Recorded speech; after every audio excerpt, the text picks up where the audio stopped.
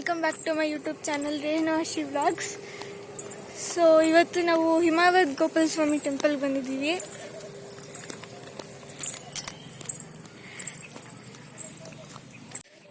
ನೋಡಿ, ನಮ್ಮ ದೊಡ್ಡ ಮಂದಿರೋ ಅಪ್ಪ ಎಲ್ಲ ಆಲ್ರೆಡಿ ಮುಂದೆ ಹೊಂಟೋಗಿದ್ದಾರೆ. ಇವಾಗ ಇಲ್ಲಿಂದ ಬಸ್ ಹತ್ಬೇಕಂತೆ. ಸೊ ಅಲ್ಲಾದರೆ ಎಲ್ಲ ತೋರಿಸ್ತೀನಿ. ಮತ್ತು ಇಲ್ಲೆಲ್ಲ ಓನ್ ವೆಹಿಕಲ್ ಎಲ್ಲ ಅಲ್ಲ ಮಾಡಿಲ್ವಂತೆ. ಸೊ ಇಲ್ಲೇ ಪಾರ್ಕಿಂಗ್ ಮಾಡಬೇಕು. ಸೊ ಇವಾಗ ಇಲ್ಲಿ ಬಸ್ ಒಳಗಡೆ ಬಂದಿದ್ದೀವಿ. ನೋಡಿ, ನಾನು ದೊಡ್ಡಮ್ಮ ಒಟ್ಟಿಗೆ ಕೂತಿದ್ವಿ. ಇವಾಗ ಇಲ್ಲಿ ಔಟೆಲ್ಲ ವ್ಯೂಸ್ ಎಲ್ಲ ಎಷ್ಟು ಚೆನ್ನಾಗಿದೆ ಅಲ್ಲ, ಗಿಡ ಮರ ಎಲ್ಲ ತುಂಬ ಚೆನ್ನಾಗಿತ್ತು. ಆ್ಯಕ್ಚುಲಿ ಇಲ್ಲಿ ನಾನು ಆಲ್ರೆಡಿ ಒಂದು ಸತಿ ಬಂದಿದ್ದೆ 6 months ಬ್ಯಾಕ್, ಅಕ್ಟೋಬರಲ್ಲೇನೋ. ಆವಾಗ ಅಂದರೆ ನಾನು ನಮ್ಮಮ್ಮ ಮಾತ್ರ ಬಂದಿದ್ವಿ. ಆದರೆ ಈ ಸತಿ ನಾನು ದೊಡ್ಡಮ್ಮ, ನಮ್ಮ ದೊಡ್ಡಪ್ಪ, ಅಪ್ಪ ಅಮ್ಮ ಎಲ್ಲರೂ ಬಂದಿದ್ದೀವಿ ಒಟ್ಟಿಗೆ. ತುಂಬ ಚೆನ್ನಾಗಿತ್ತು ವ್ಯೂಸ್ ಎಲ್ಲ.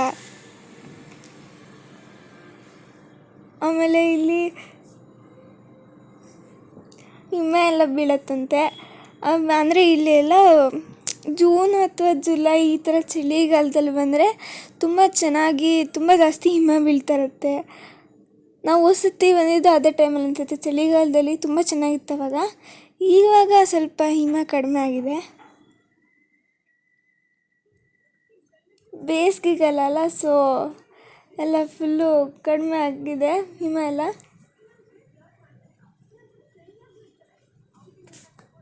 ಸೊ ಇಲ್ಲಿ ವ್ಯೂಸ್ ಎಲ್ಲ ತುಂಬ ಚೆನ್ನಾಗಿದೆ ಅಲ್ವಾ? ನೀವು ಯಾವ ಥರ ಈ ಕಡೆಗೆ ಬಂದಿದ್ದೀರಾ ಕಮೆಂಟ್ ಮಾಡಿ.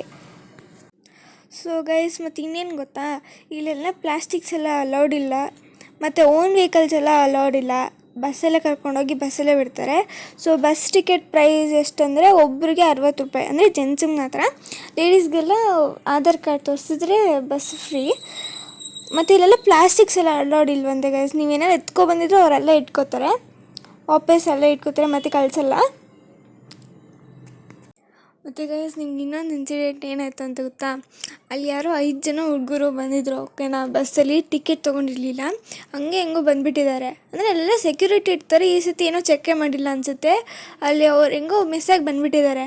ಸೊ ಬಸ್ಸಲ್ಲಿ ನೋಡಿದ್ರೆ ಅವ್ರ ಹತ್ರ ಟಿಕೆಟ್ ಇರಲಿಲ್ಲ. ಅಲ್ಲಿಂದನೇ ಮತ್ತೆ ವಾಪಸ್ ಇಳಿಸಿ ಅವ್ರು ತಿರ್ಗಾ ಟಿಕೆಟ್ ಕೊಡಿಸಿ ತಿರ್ಗಾ ಇನ್ನೊಂದು ಬಸ್ಸಲ್ಲಿ ಕಳಿಸಿದ್ದಾರೆ, ಗೊತ್ತಾ ಗೈಸ್? ಸೊ ನೀವು ಎಲ್ಲಾರು ಇಲ್ಲಿಗೆ ಬರ್ಬೇಕಾದ್ರೆ ಟಿಕೆಟ್ ಕೆಳಗಡೆನೇ ತೊಗೊಂಡು ಬನ್ನಿ, ಮಿಸ್ ಮಾಡಬೇಡಿ. ಸೊ ಗೈಸ್ ನೋಡಿ, ಇವಾಗ ಬಂದಿದ್ದೀವಿ ದೇವಸ್ಥಾನ ಒಳಗಡೆ.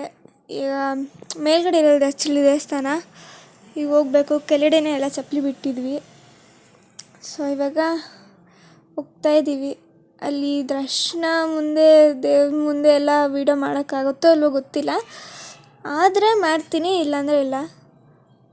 ಸೊ ನೋಡಿ, ದೊಡ್ಡಮ್ಮ, ನಾನು, ನಮ್ಮಿಬ್ಬರು ಮಂದಿರು ಇದ್ದಾರೆ ನೋಡಿ, ಅವರಿಬ್ಬರು ಟ್ವಿನ್ಸು. ಅವ್ರ ಮುಂದೆ ಇರೋದು ನಮ್ಮ ಅಪ್ಪ ಮತ್ತು ದೊಡ್ಡಪ್ಪ.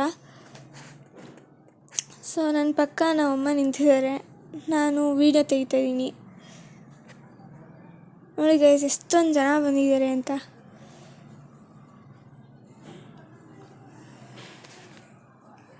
ಸೊ ಈಗ ದೇವಸ್ಥಾನಕ್ಕೆ ಹೋದ್ಮೇಲೆ ಆಮೇಲೆ ವೀಡಿಯೋ ಮಾಡ್ತೀನಿ. ಸೊ ಗೈಸ್, ನಾವಿವಾಗ ಅದೇ ಎಲ್ಲ ದರ್ಶನ ಎಲ್ಲ ಮುಗಿಸ್ಕೊಂಡು ಇವಾಗ ಆಚೆ ಬಂದ್ವಿ.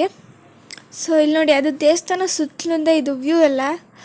ಅಂದರೆ ಇಲ್ಲೇನಂದರೆ ಇವಾಗ ವಿಂಟರ್ ಸೀಸನ್ಸಲ್ಲಿ, ಚಳಿಗಾಲದಲ್ಲೆಲ್ಲ ಬಂದರೆ ಇಲ್ಲಿ ಹಿಮ ಎಲ್ಲ ಜಾಸ್ತಿ ಬೀಳತ್ತಂತೆ. ಸೊ ತುಂಬ ಚೆನ್ನಾಗಿರುತ್ತೆ ಮಾತ್ರ ವ್ಯೂ ಇಲ್ಲಿ ನೋಡೋಕ್ಕೆ.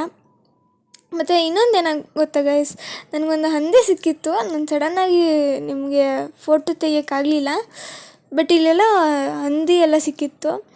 ಮತ್ತೇನು ಗೊತ್ತಾ, ಇಲ್ಲೆಲ್ಲ ನಮ್ಮ ಬಸ್ ಡ್ರೈವರ್ ಹೇಳ್ತಿದ್ರು, ಇಲ್ಲಿ ಆನೆ ಎಲ್ಲ ಬರುತ್ತಂತೆ ಗೈಸ್. ಆನೆ, ಕಾಡು ಪ್ರಾಣಿಗಳೆಲ್ಲ ಇರ್ತಾವಂತೆ. ಸೊ ಇಲ್ಲಿ ಪ್ರತಿದಿನ ಸಾಯಂಕಾಲ ಆನೆ ಮೇಲ್ಗಡೆವರೆಗೂ ಬಂದು ಅಲ್ಲಿ ದೇವಸ್ಥಾನದ ಮುಂದೆ ಏನಾರ ಊಟ ಇಟ್ಟಿದ್ರೆ ತಿನ್ನತ್ತಂತೆ. ಆಮೇಲೆ ಏನೂ ತೊಂದರೆ ಕೊಡಲ್ವಂತೆ, ಸುಮ್ಮನೆ ಏನಾರು ಇಟ್ಟಿದ್ರೆ ತಿನ್ಕೊಂಡು ಹೋಗುತ್ತಂತೆ. ಸೊ ಸ್ವಲ್ಪ ಫ್ರೆಂಡ್ಲಿ ಆನೆ ಅಂತೆ. ಆಮೇಲೆ ನಮಗೆ ಇಲ್ಲಿ ದರ್ಶನ ಮುಗಿಸಿದ ತಕ್ಷಣ ನಮಗೆ ಇಲ್ಲಿ ಊಟ ಎಲ್ಲ ಸಿಕ್ತು, ಗೊತ್ತಾ? ಆಮೇಲೆ ಇಲ್ಲಿ ದಿನ ಊಟ ಕೊಡ್ತಾರಂತೆ. ಸೊ ಮತ್ತು ನಮಗೆ ದರ್ಶನ ಆಗ್ಬೇಕಾದ್ರೆ ಏನು ಗೊತ್ತಾ, ನಮಗೆ ಕೃಷ್ಣನ ಕೈ ಕೊಟ್ಟಿರ್ತಾರೆ ಗೈಸ್. ತುಂಬ ಭಾರ ಇರುತ್ತೆ, ಇಟ್ಕೊಳಕ್ಕಾಗಲ್ಲ, ತುಂಬ ಚೆನ್ನಾಗಿರುತ್ತೆ. ಅದೆಲ್ಲ ತುಂಬ ಚೆನ್ನಾಗಿರುತ್ತೆ, ಗೊತ್ತಾ? ಈ ಒಳಗಡೆ ಎಲ್ಲ ಕೂರಿಸಿ ಪೂಜೆ ಮಾಡಿಸ್ತಾರೆ. ಮತ್ತು ಪ್ರಾಬ್ಲಮ್ಸ್ ಇರೋರಿಗೆಲ್ಲ ಇದೆಲ್ಲ ಸಂಕಲ್ಪ ಎಲ್ಲ ಮಾಡಿಸ್ತಾರೆ.